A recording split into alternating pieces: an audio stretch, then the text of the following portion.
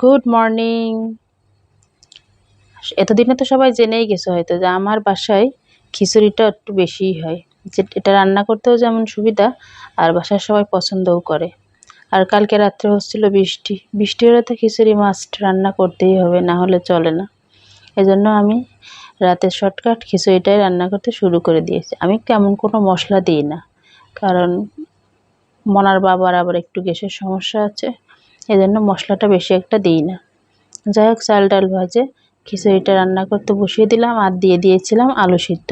অন্যদিকে আমি অন্য প্রস্তুতিগুলো নিয়ে নিচ্ছিলাম, এজন্য আমি লঙ্কাগুলো ভেজে নিলাম আর ভাজি করেছিলাম পটল, সঙ্গে ছিল ডিম ভাজি আর আলু সিদ্ধ দিয়েছিলাম, এজন্য একটু পেঁয়াজ ভাজি করে নিয়েছিলাম আর লঙ্কাটা তো আগে থেকেই ভাজি করে নিয়েছি। আর এটাই ছিল রাতের খাবার। তোমরা কারা কারা খিচুড়ি খেতে পছন্দ করো, আর সঙ্গে যদি এরকম লাল লাল আলু সিদ্ধ থাকে, ডিম ভাজা থাকে, তাহলে তো কথাই নেই, অবশ্যই জানিও।